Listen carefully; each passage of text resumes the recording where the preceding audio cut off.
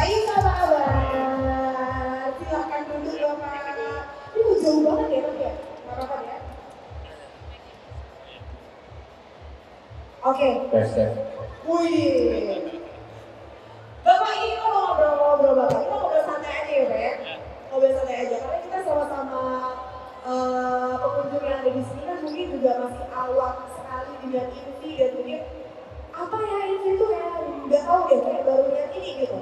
Walaupun mungkin Invi sendiri ada booth ya di hall berapa? Sebenarnya untuk spesifik booth itu atas nama Invi tidak ada, tapi di bawah subsidiary Indika yang lainnya. Tapi ada produk-produk Invi di sana. Oh gitu, jadi ini sama Indika sebenarnya boothnya? Atas nama Kalista. Oh oke, baik. Oke, baik Bapak kalau gitu mungkin boleh disapa terlebih dahulu ini semua teman-teman dari Gias yang hadir malam hari ini Pak. Oke, assalamualaikum warahmatullahi wabarakatuh, selamat malam buat semuanya. Senang ketemu teman-teman di sini semuanya ya. Semoga diskusi malam ini bisa membawa manfaat baik buat bapak-bapak, teman-teman yang lainnya dan juga buat saya pribadi. Terima kasih. Singkat padat jelas ya Pak. Oke, Pak Yusa, ini seperti yang tadi saya bilang di awal nih Pak, boleh dijelasin dulu nggak sih Pak dengan apa ya bahasa yang sederhana gitu. Invi itu apa sih sebenarnya? Jadi sih sebenarnya Invi itu bukan nama perusahaan tapi nama brand, di mana brand perusahaannya sendiri itu di bawah naungan Indika Energy. Indika Energy Group, di bawahnya itu ada yang namanya PT Energi Makmur Buana. Nah, nama brandnya adalah Invi. Nah, fungsi dari Invi sendiri di bawah naungan Indika Energy itu dia berfungsi sebagai distributor. Jadi kita banyak berhubungan dengan OEM yang menyediakan kendaraan bermotor khususnya komersial dan berbasis elektrik.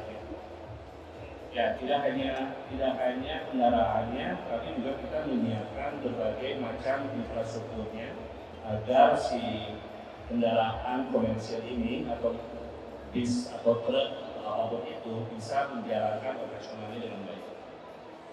Oke, berarti ini adalah distributor untuk kendaraan bus listrik. Kendaraan komersial yang berbasis elektrik. Jadi tidak hanya bus, ada juga truknya, macam-macam ya berarti ya? alat-alat yang lainnya, tapi berbasis EV. Oke, jadi pokoknya yang berbasis listrik ya, Invi ini adalah distributornya gitu.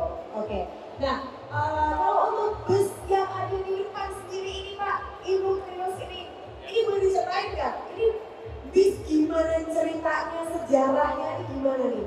Akhirnya ada Ibu Trios ini. Ya, yang tadi saya pernah bilang bahwa Invi sendiri di bawah naungan holding company Indika Energy, yang dimana Indika Energy ini dengan program mungkin tidak hanya di Indonesia ya, tapi di seluruh dunia itu mereka sudah berpikir tentang namanya net zero. Nah, dengan global net zero ini Indika sendiri membawa satu tech advantage tersendiri sehingga Indika membangun satu perusahaan yang bergerak dalam EV ecosystem. Nah, salah satunya adalah Invi. Nah, gimana caranya kita bisa berkontribusi terhadap net zero ini? Ini kita bersama Indika dan juga Invi melakukan relation dengan berbagai macam OEM yang juga global. Nah, bis yang ada di tempat ini adalah bis medium 8 meter yang datang dari produknya Hyundai.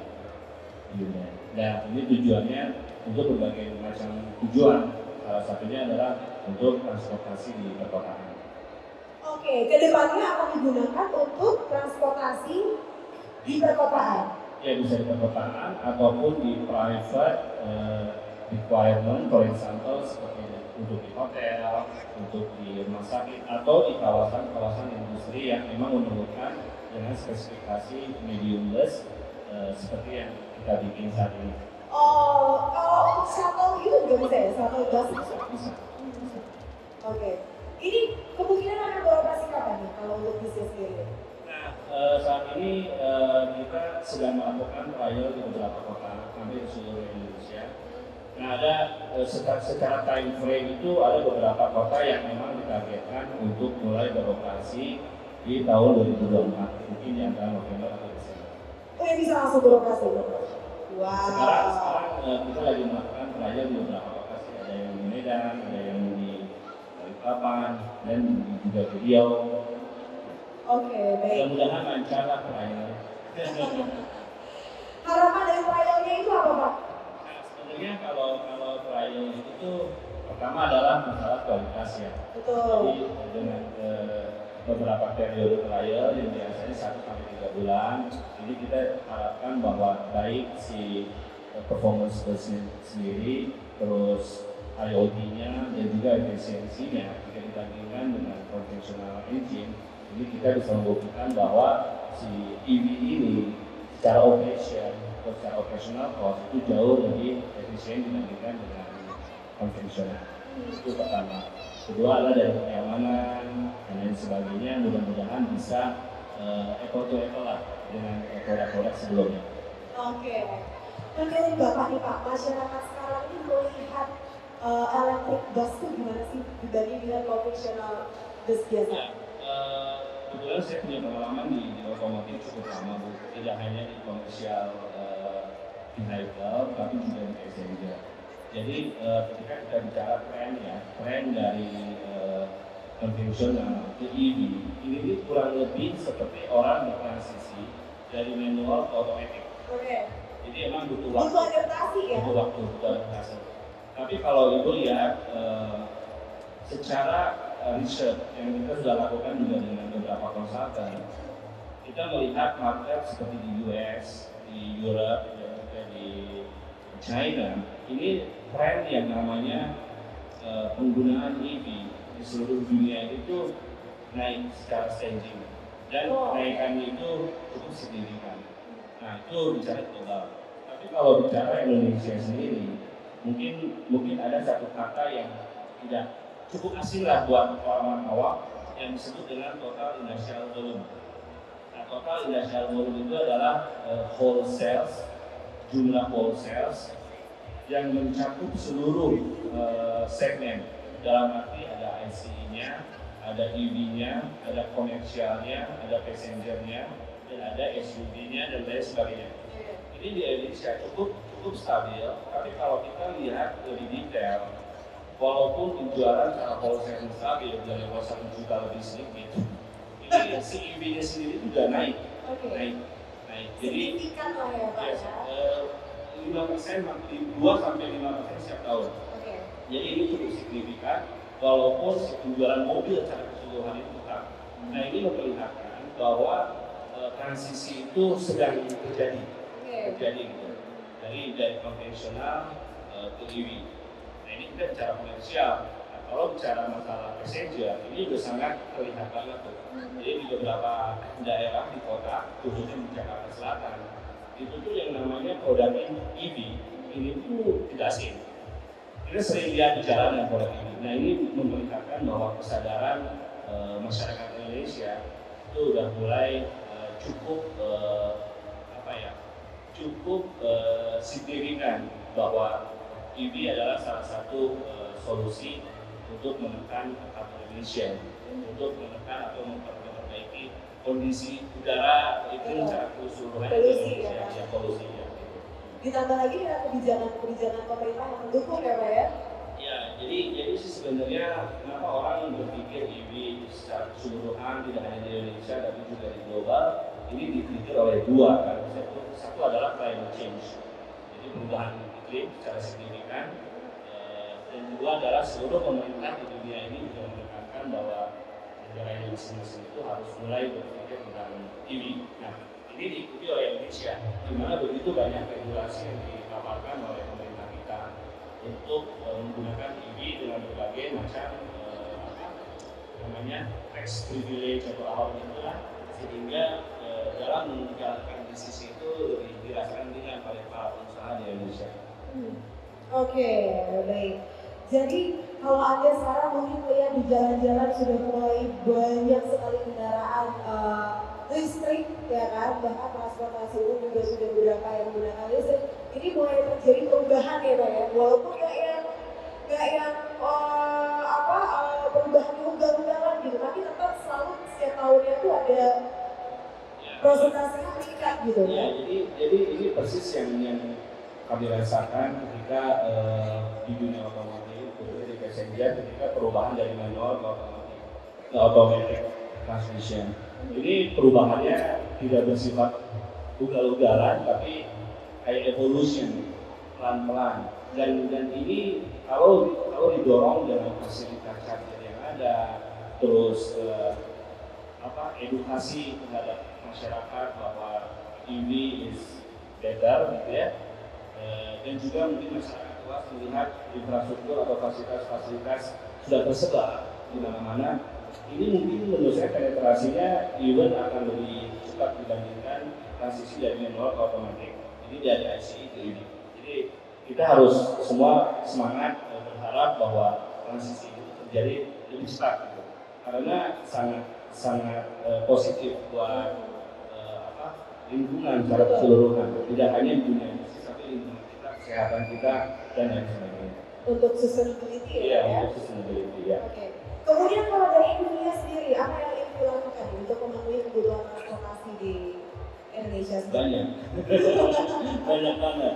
Jadi ketika kita bicara definisi sukses dalam menjalankan sebuah tujuan, itu tidak hanya melihat sebuah produk jadi kualitasnya bagus dan jalan, tapi si laporannya pun juga harus dikelola dengan baik.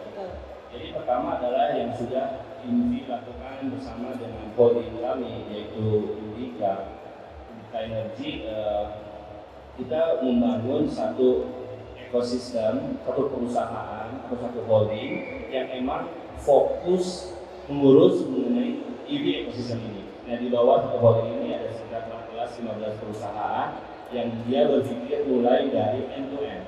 Jadi mulai bikin pabrik baterainya, two wheelnya, bikin two wheels motor, dan juga four wheel, dan juga company aset.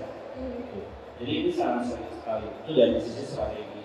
Nah, yang kedua adalah kita juga membangun organisasi untuk strengthening the manpower agar mereka punya kompetensi dan capability yang cukup. Karena EV ini sangat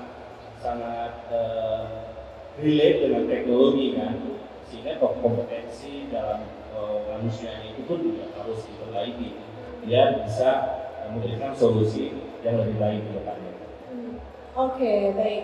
Jadi kita semua yang ada di sini kita menantikan bersama-sama kapan bus yang ada di depan ini akan beredar di jalanan ya Pak? Segera Bu. Oke, baik. Perkiraan berapa bulan lagi Pak?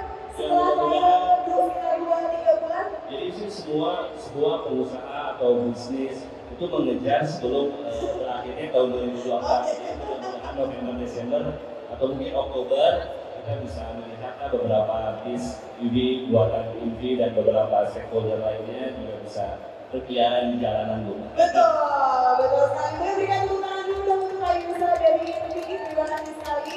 Dari sini kita jadi tahu INVI itu apa ya, dan dari apa yang sudah dijelaskan oleh Kak Yusa, kita tuh jadi ngerti ternyata sebenarnya ya memang perubahan itu tuh memang pelan-pelan. Kita harus adaptasi terlebih dahulu, nggak bisa perubahan langsung langsung berubah dari profesional langsung ke listrik, orang pasti akan kaget gitu ya. Jadi memang bertahap, paling tidak perubahan ini membawa sesuatu yang baik ya Pak ya. Ini demi sustainability dari alam kita sendiri, supaya secara tidak langsung pun kita jadi menjaga lingkungan gitu ya, supaya lingkungan kita jadi lebih baik ke depannya. Oke, kalau gitu Pak Yusa, terima kasih, sukses selalu untuk INVI-nya ya. Dan juga saya mau umumkan saya lagi untuk pemenang giveaway kali ini laksana ya. Yang pertama ada Mas Jago Santara Pratama, ada? Oke. Yang kedua ada Lia Nagi Despira. Yang ketiga ada? Enggak, dua aja. Yang ketiga belum hadir. Oke. Jadi Mas maju bergabung di sini, kita akan berikan hadiah untuk pemenang berdua. Hadiahnya akan diserahkan oleh Pak Yusa. Oh, ada satu lagi. Bapak Erik ya, bukan? Oh ya betul, oke. Bapak Erik silakan Bapak. Ini adalah pemenang giveaway kita untuk sesi yang kedua ini. Akan diserahkan hadiahnya oleh Bapak Yusa dari INVI.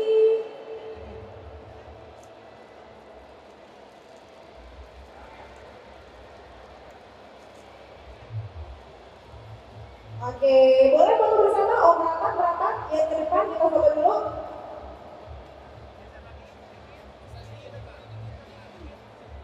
Yes.